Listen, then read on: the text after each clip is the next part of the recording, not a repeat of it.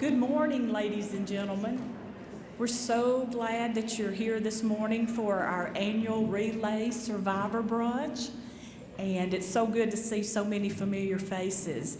We're about ready to get started. I think most everybody has registered and gotten their t-shirt and done their handprints. If you've missed any of that, we'll be around after the brunch, so be sure and do so. We want to ask Mr. Philip Stout to come up and give our invocation, and then we'll have Mr. W.C. Chilton do the pledge, and then from there we'll go ahead and enjoy our refreshments, and we'll take a few minutes with that, and then we'll have our speaker. Dear Heavenly Father, we come to you today with a humble heart and a deep love for you, knowing that you are in control of all things. We thank you for the ones who have here today that are cancer survivors. Continue to be with us in a special way. For those who fought the good fight but was not able to overcome the dreaded disease, we ask you to be with their families in a special way. We ask you the blessings on the food today and the ones who prepared it. We use it to the nourishment of our bodies, to be the servants to you. In your holy and righteous and precious name, we ask these things. Amen.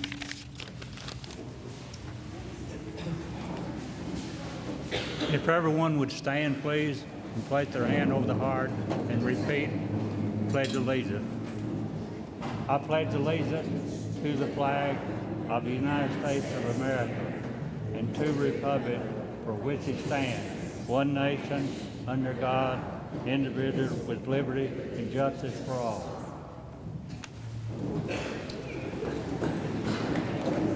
We're going to go ahead and introduce our speaker for the day, and we're very privileged to have with us today Miss Carol Cantrell. I think most of us know Miss Carol because of her job, but I have a bio that I would like to read on her to introduce her. Miss Carol is married to Daryl Cantrell, her husband, and they reside in the Dibble community. They've been married for about 36 years. They have 4 children, and they have 4 grandchildren. She is originally from Tullahoma and graduated from Tullahoma High School. Her parents are William and Miriam Hall, and they currently reside in Gallatin. After marriage to Daryl, she worked in a law firm in Murfreesboro while her husband attended MTSU. Prior to agreeing to become the administrative assistant to Mr. John Pelham, she was involved in student administration at Dibble Elementary School. Since 2006, Carol has worked as the administrative assistant to the county executive, John Pelham. Carol is involved in every level of the day-to-day operations of Warren County government. She has established multiple new procedures within the office which have enhanced the efficient operations of the county.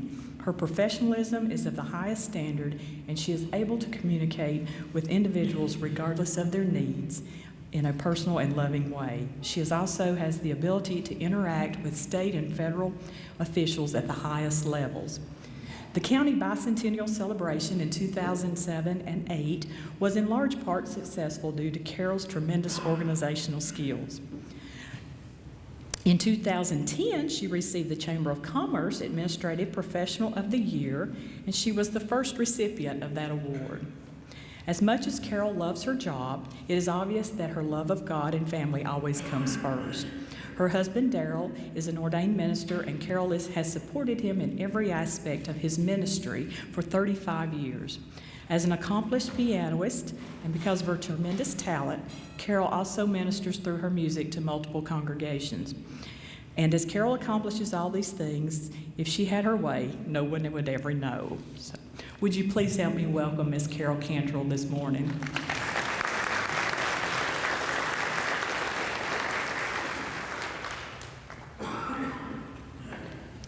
Well, thank you so much for those kind words, and I'm humbled by that. And I can agree that I would rather be in the background than in the front at any time. But I am very glad to be here today and speak with all of you all, and I'm so thankful that we're here as survivors. How many of you, if you would raise your hand, if you are a survivor? Wonderful. Now, how about if you're a caregiver? Thank you, thank you, thank you. I am so grateful for the caregivers that we have had. All right, I was going to introduce myself, and that has been done quite very well by Miss Rogers there, but I will tell you that I am a survivor. I am recently celebrating a 1-year anniversary from a stem cell transplant, and it's a very successful transplant, but I'm going to back up and start at the beginning so you can know my story. I went for a regular checkup in September of 2009, and they found a lump in a left breast, a cyst on one side of my thyroid, and a nodule on the other. Well, they thought that their tests were going to reveal breast cancer and whatever else. It did not reveal breast cancer. It revealed lymphoma in my breast. But thankfully, even then, at the outset of this whole journey, I began to get good news along and glimmers of hope, and that's what I held on to. The biopsies they did of my thyroid on both sides, there were 4 categories that those test results could have come back. 3 of them would have been not so positive. 1 was positive, and that would be definitively benign, and that's what both of those were. And that was the first positive news I had after the initial scare. Well, we continued through about 7 weeks of diagnostic procedures, and those included, and I did write these down, lots and lots of blood work, which you all are familiar with, a bone marrow biopsy, a colonoscopy, because the type of lymphoma that they thought they were finding out, that they were narrowing in on, liked to hide in the colon. So they did blind biopsies in that test. They did core biopsies in which they said they would test anything that showed up as a flicker on the scans, and I know y'all are familiar with those terms. After 7 weeks of waiting, and waiting is probably one of the hardest things and the most difficult things to endure during the diagnosis, I will tell you right now, what got me through the waiting period was prayer and depending on the Lord to help me. I could not have done it without that. Behind that, I couldn't have done it without my family. But the 7 weeks transpired. They eventually came to an end, and my doctor called me in for his prognosis. And it wasn't really the best, and he started out with all the negative. And he told me that it was mantle cell lymphoma, and he said mantle cell is rare and mantle cell is mean. And he proceeded to tell me all the possibilities there. I wanted to focus on the positive things that had happened through the diagnostics, so I reminded him that my thyroid biopsies were definitively benign. I reminded him that my bone marrow biopsy was clear, and he agreed, yes, that's a good thing, yes, that's a good thing. I reminded him that my tumor markers and my blood work had turned out pretty good, and he said, yes, that's a good thing. That's what I focused on. I was hearing enough negative, but I was hearing positive also, and that's what I wanted to focus on. And I felt totally fine. Never through any of this time did I feel sick. Never did I look sick to anyone. Never did I act sick, and I'm thankful for that. I'm very thankful for that. But at the end of his prognosis, he said, you have a very low tumor burden, you have very little of this in your favor, very little of this disease in your body, and your youth is in your favor. I started liking him a little bit more then when he said youth, and there's more of that later. As he went ahead and explained what the treatment plan would be, I was expecting to hear the normal things. Maybe surgery, maybe radiation, maybe chemo. I was pretty much prepared for that. So he says, I don't think we need to do any surgery because chemo is going to take care of this, and you'll be surprised how quickly chemo is going to take care of the tumor that you have. And I thought, okay, mark surgery off. Good deal. I'm with that. Then he said, don't need any radiation. Check. I'm good with that. Then he said chemo. We'll probably do 6 or 8 rounds of something called CHOP-R. All I know is there are many, many recipes for chemo. I'm so thankful that treatments are fine-tuned. They're not generic. They're fine-tuned for everyone's individual issue. And I'm thankful for that. So he says 6 to 8 chemos, and I'm good with that. And I thought, we'll get through it. I'm ready. Let's start today. And then he threw in another little kicker and said, and probably when we finish with that, to really seal this thing and really make an attempt at no reoccurrence, we'll consider a stem cell transplant. And I said, stem cell transplant. I'm not sure exactly what that is. It's equivalent to a bone marrow transplant. You can either have a donor or you use your own stem cells, which I'll explain in a few minutes.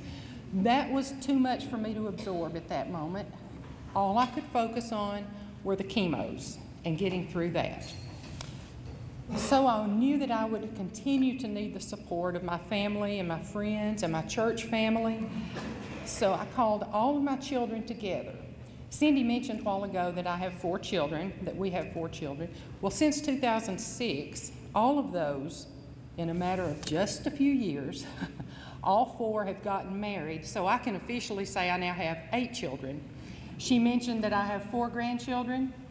I have another on the way, so we're going to count that at 5. But anyway, I called my family together, and we are a very close family. And we talked about it. We talked about the tough parts, what we were anticipating. And the final result of that meeting was that we would all work together. We would lean on the Lord, and we would lean on each other, and we would get through it. I announced it to my church family on Wednesday night because it is very important to me that accurate information be given. I like the facts, nothing more and nothing less. And I think we all benefit best from it when it's just the facts. So I'm not one that enjoys attention. I'm not one that is accustomed to getting up in front of people. But I did stand up in front of my church family and I explained it all to them. And I told them that I have a diagnosis, but I am not sick. And that's the way I approached the entire time. I did not want to give in and just say, well, I've got a diagnosis, so therefore I'm sick, and so therefore I can't do this and I can't do that. I just kept doing. I was happiest doing that. It was best for me to do that. I love my family. I love my job. I hated to worry my family. I hated to miss work. So the best thing to do was just to keep on keeping on. And I really think that there is a difference between optimism and denial. I never denied that there was a problem, but I was optimistic about the outcome in my treatment. Now, during the treatments, one thing that I did, hearing that mantle cell was rare and mean, I knew that one source of information that was hovering out there was the internet and all of the medical or medical-based websites. I chose not to access those. I can stand here before you today and say I never went to one of those websites. One reason, out of fear. I was afraid that they would be something that would instill despair. I was afraid it would be inaccurate information. If I had trusted my care to the physicians I was using, that's as far as I was going. I didn't need anything else where I could advise them on what would be best for me. I trusted that they knew what was best for me. I just didn't even access the internet. And that's a personal preference. That's totally up to each individual person. I'm just saying that for me, I could not do that. Now, the morning of my first chemo, I must have had Monday Night Football on my mind. And how Hank Williams always says, "Are you ready for some football?" Well, I woke up and I told my husband, I said, "Are you ready for some chemo?" Because I was ready to hit it, get started, and get it over with. And that day, it's a good thing I went about it and didn't dread it so much. Had I known it was going to be 7.5 hours, I might not have been so exuberant about getting started. But anyway, the 7.5 hours came and it went. At the end of that day, I got to thinking, you know, sadly to say, most of the time when people endure chemo, there's a hair loss involved. And I somewhat dreaded that. But on my way home from the first chemo, we pulled in a little shop, and I couldn't even tell you the name. but it was there in Murfreesboro, and I bought 2 wigs, and I thought, just in case. Probably won't need it for a pretty good while, but just in case I need it. Well, before I went back 3 weeks later for the next chemo, it was a good thing I had the wigs at home. So I wore those for quite some time. Now, other side effects for me, thankfully, were minimal. They were, I don't know why my body accepted it that way. Throughout the 18 weeks of chemo, which again, that was at 3-week intervals, throughout those 18 weeks, I would miss chemo day, except for a couple of times when it was on a holiday that we were closed. And so then I wouldn't actually be missing work. I would miss a little bit of time the next morning because I had to go back to get a shot every time after chemo. Other than that, I worked. And I continued working, and I believe to this day that was the right decision to make. There was no reason for me not to be there. I didn't ever desire or expect people's pity. In fact, I didn't want that. I just wanted to be treated normal. And there was just no time to crawl in a hole and hide. Just keep on keeping on. That's what I wanted to do. My mother lives out of town, and she would call and say, "How are you doing?" And I'd say, "Well, about 90% of the time, I'm doing great." And the other 10% of the time, I feel like I was carried by the support of my family, by the prayers of people. And I felt like it was a group effort at that time, and I'm thankful for that to this day.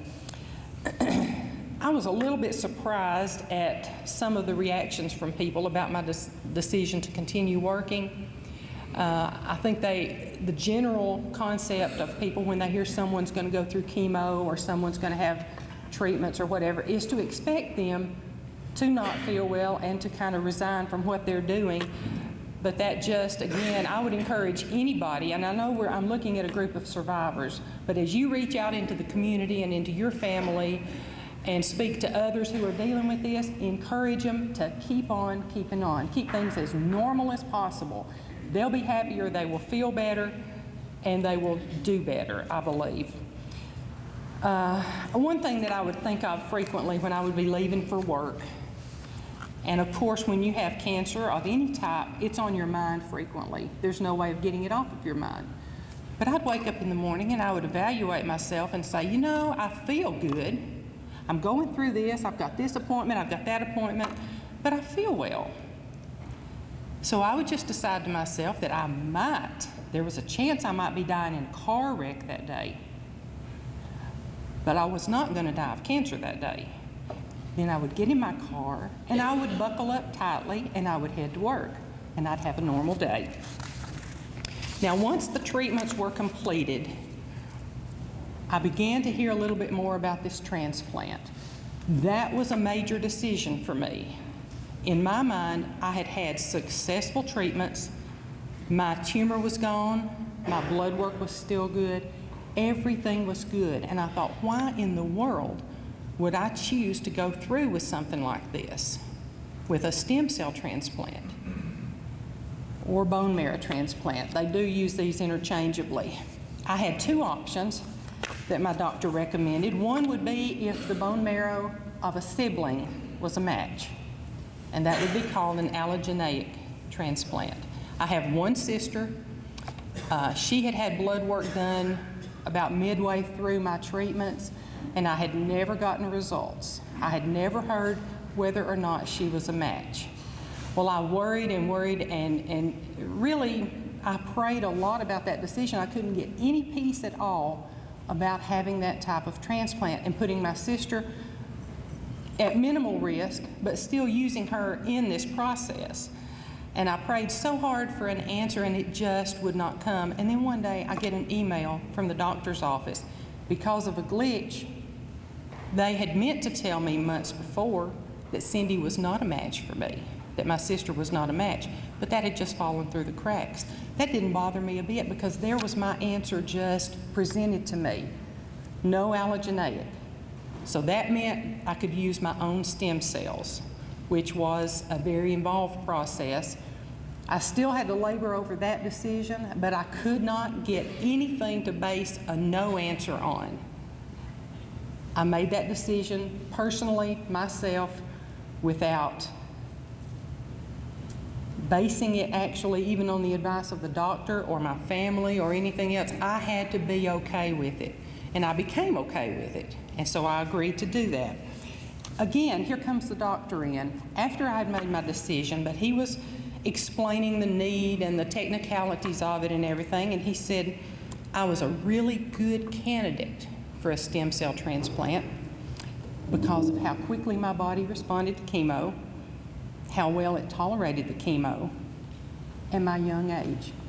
And there it went again. I'm like, there he goes. He said, I want to get you from 51 to 81. And I said, okay, this sounds good to me. And again, I'll say, I know there are no guarantees. There are no guarantees for people who are outside this room today, but it was the right thing to do. And I kid when I say him talking about youth and age. I've never worried about birthdays, and I don't care who knows how old I am. But that was a point that did stick out a little bit to me there.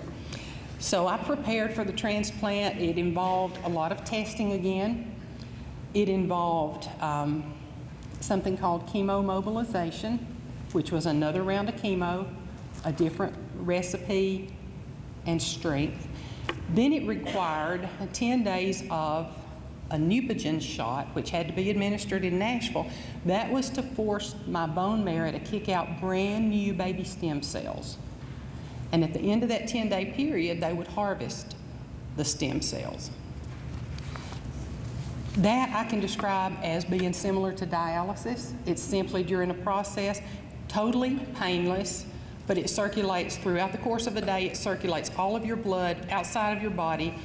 It goes through some sort of a centrifuge that I'm sure my husband would understand. I don't understand stuff like that. But it spins it, and by weight, the little immature baby stem cells were separated. They were harvested, kept out. The rest of my blood was put back in my body. I had no side effects from that whatsoever. That is a process that they allow 3 days for, and 3 times through your blood going through this system. They were able to harvest enough in one time to get enough for my transplant and to keep some, I guess, frozen or preserved for the future should I ever want or need those again. But that process was done in 1 day only. Then I went to the hospital. Now at this time I did have to miss work because once I got to the hospital, I was there for the duration. And that was on April the 30th April the 23rd that I entered the hospital. I had 5 days of what they called high-dose chemo. I had a day of rest, then I had a transplant, at which time those stem cells I had harvested were given back to me just like a blood transfusion. It was nothing grander or greater or scarier than just simply getting units of blood. And from that point on, my cells began rebuilding, my blood counts began rebuilding. I stayed in the hospital for the required length of time. Then I was able to go to a location in Nashville where I had to stay close enough, in close proximity to the hospital. During that time, I would travel back and forth to the hospital. They'd do blood counts, they'd do this and that, whatever was necessary. And then in June, I got to come home. And from that point on, I have continued to recover. My counts are great. I dealt with going out in public in a mask for a while because there was a risk of infection. I found it interesting that of all the places that were forbidden or that they suggested, the one place that was totally forbidden was Walmart because of the great number of people that you would come in contact with and actually the germs and such as that. I could live with not going to Walmart. I could live with having somebody else buy my groceries for me. But I will tell you, when the time came that I could get out and do my own thing, even with a mask on, I was tickled to death. I was also recommended not to go to church during that critical time when the risk of infection was bad. After I came home from the hospital, I'm pretty sure I missed a couple of Sundays, but it was very apparent to me that if I went and used caution and wore my mask as instructed, had hand sanitizer, had the whole thing, and just kind of stayed to myself, I personally did not feel that the people that had supported me in prayer and God who had seen me through all of it, I just didn't believe I was going to compromise my health by going to church. That was a personal choice that I made, and I stand here before you today. I was never made sick by that, and I'm thankful for that. Now, again, I'm saying every case is individual, and everybody responds differently, but we all have the same person to turn to. I will tell you that. We've all got the same person to turn to. Now, in looking ahead, we're all survivors. We all have so much to be thankful for. We know the value of every day. We pay close attention to our health, and probably more so now than prior to our experience with cancer. We have the opportunity to reach out and help others that may face this tomorrow or next month or next year. We've got the experience to talk to them about. We've got the understanding. We can understand because we have been there. And I think it's a wonderful opportunity to reach out and help others. We can turn a negative into a positive. And just like I believe that my children and my grandchildren are gifts from God, I look at every day as a gift from God. I feel wonderful. All of you look like you feel wonderful. I would never know by looking at any of y'all out on the street that you're a cancer survivor. I would not know that, and that's a blessing. I have been back to work full-time since August. I'm back to mowing. That was a restriction I had last year. I couldn't get outside. I couldn't do this. I couldn't do that. Couldn't be around my grandchildren for a certain period of time. All of that's changed now, and it was worth the effort, and I am so thankful. And I'm so thankful to be here today with all of you who are survivors. May God bless you. Thank you, Miss Carol. As you all have witnessed, she is such an encouraging person to us, and it's such an inspiration, as is each of you as survivors. Before you leave, the centerpiece on the buffet table is for you to take home, so thank you very much.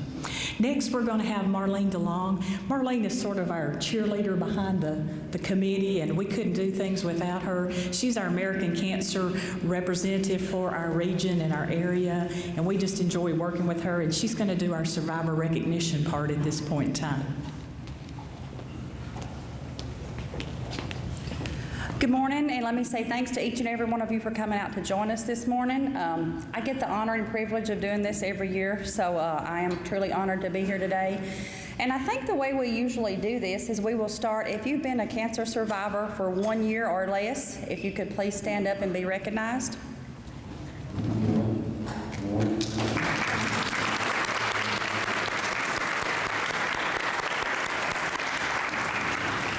If you have been a cancer survivor 5 years or less, please stand.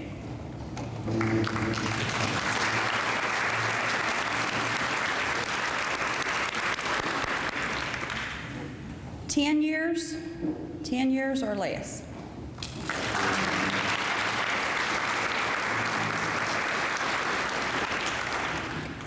$15 years.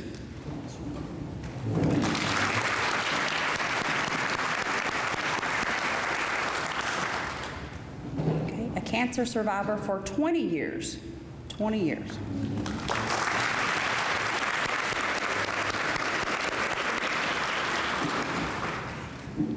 $25 years.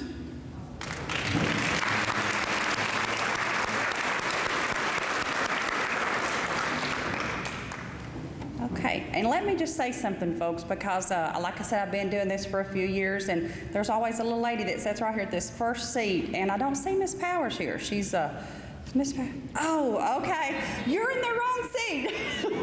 So okay, I was getting worried about you. Okay, so where do we get? 25, let's see, 30 years. 30 years. Will that be you? No? Okay.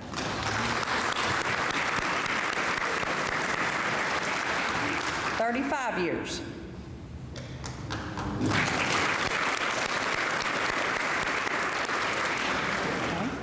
40?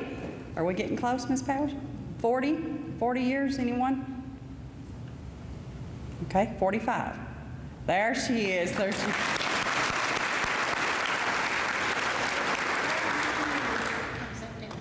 Ms. Powers will be a cancer survivor, 49 years this September.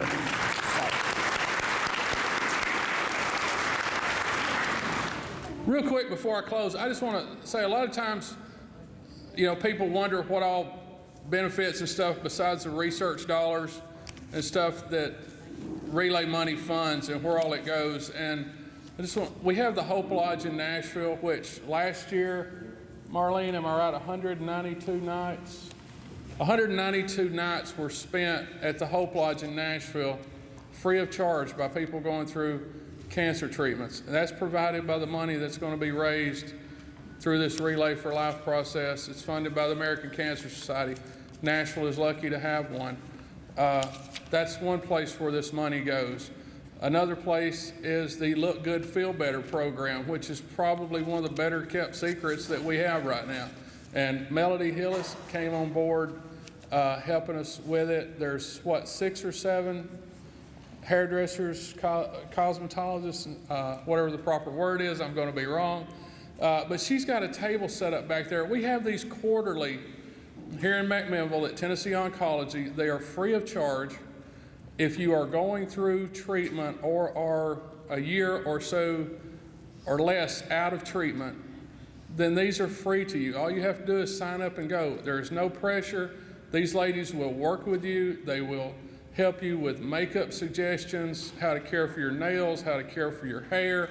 She's got some information back there. The next one is Monday. Is it 1 o'clock? 12. Marlene? 12. 12 o'clock, Tennessee Oncology. Can they still sign up? Yes, please. You can sign up through Marlene, or if you will leave your name and a phone number back there on the table if you are interested. Please don't sign up if you can't go, because they do bring kits in. You will get a kit of makeup, and it's name brand stuff. There's no second-rate makeup in it, and usually the value on those kits is about $250 to $300. You get that to take home with you. There is no pressure. Nobody's going to try to win you over and get you to switch hairdressers. This is a question and answer session and tips to help you deal with, make going through chemo just a little bit easier on you. And and it's just a look good, feel better thing. And we want to thank the people, the ladies that are helping us with this. Like I said, there's no charge to it. All you have to do is sign up. But if you are going through treatment right now or are a year or so out, then it is open to you. Just sign up today. And that's all I got, and I'm going to turn it back over to Cindy now. Thank you all for coming. Won't keep you long, just real quick. The only reason I'm getting up here and saying these thanks is because Dwight said he couldn't read my writing, okay? So my penmanship is not that great, but we do want to thank each of you. We want to thank all the committee. I would real quick like to thank the ladies from Homeland that are here helping today, if they'll stand up, and I hope I don't forget anybody, but they helped with registration, T-shirts, and our handprints. We've got Miss Kathy Fan, just wave. Kathy and her daughters, Adrian and Allison, Cindy Fowler, Marcia Scott. Marcia's husband, John, is with us. Miss Pat Whitlock, and over here, Miss Deanna Barrett. So we want to thank them so much for coming and helping today. Also, for the food, we want to thank the ladies of the Liberty Cumberland Presbyterian Church for the breakfast casseroles. They were so yummy. Miss Janice Kinnemer from Keepsake Bakery and Catering, and she also donated a door prize, a dinner for 4. I'm not sure who got that, but thank you, Miss Janice. She always has yummy, yummy treats. The centerpiece on the buffet table and the 2 knockout rose bushes were given by Patricia and Frank Bassham, and they do that each year. They could not be here today, but we certainly want to say thank you, so if you happen to see them or call them, say thank you.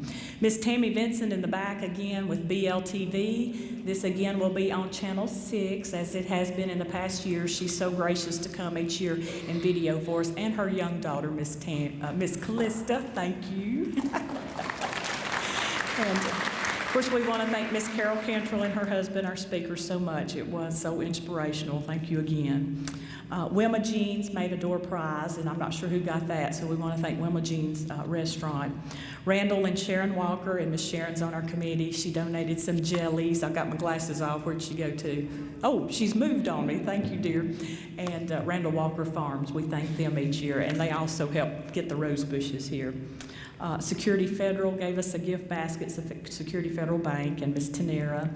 I'm not sure, is Tanera still sitting over there? Tanera and her team of friends and family of Sherry Pelham for the cookbooks. We want to thank them for the cookbooks that you all received today. Creative Illusions and Carrie Morton provided the products from the hair salon, so thank them. And on behalf of all of our sponsors, Homeland Community Bank, this is your survivor sponsors, Homeland Community Bank, Dr. Jones Orthodontics, Moore Properties and River Park Hospital, we thank you again for our relay brunch, and we look forward to seeing you on June the 3rd. You all have a good afternoon.